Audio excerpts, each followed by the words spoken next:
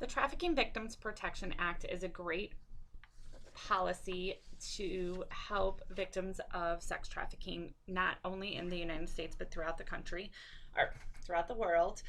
Um, there are some needed changes within it. One of the changes I'm going to discuss that we would propose for this act is I'm applying a reauthorization which addresses the strict eligibility requirements for the victims. Right now, the requirements to be eligible for benefits and services through the TVPA Act are pretty strict, and it's requiring a lot of victims. And our thought process on that is once you're rescued, you're already going through so much. To add more to that is a little much. So some of the requirements are they have to be willing to assist in the investigation and prosecution of the persons who was trafficking them. Again, a lot of the times they're going to be really scared and traumatized, and they're not going to want to do that.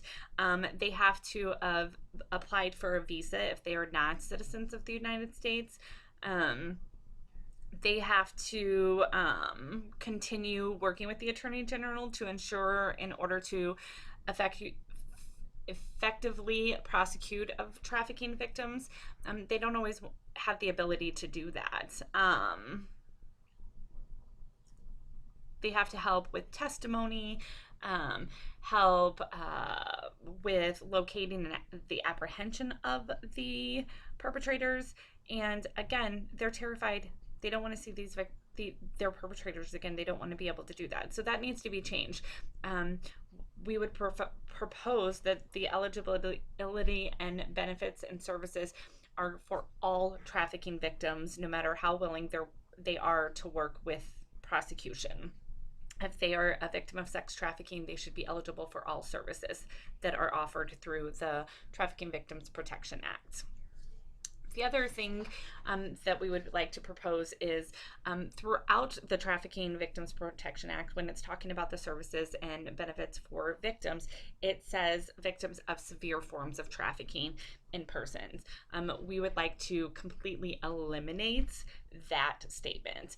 It should be stated services to any victims of trafficking in a persons. It doesn't matter if it's a severe form, mild form. If a person has been subjected to sex trafficking and has become a victim of that, they should be eligible for all services and should not have to be stated underneath the severe forms of trafficking in persons definition. And those are two more of the proposed changes that we would like to make to the Trafficking Victims Protection Act.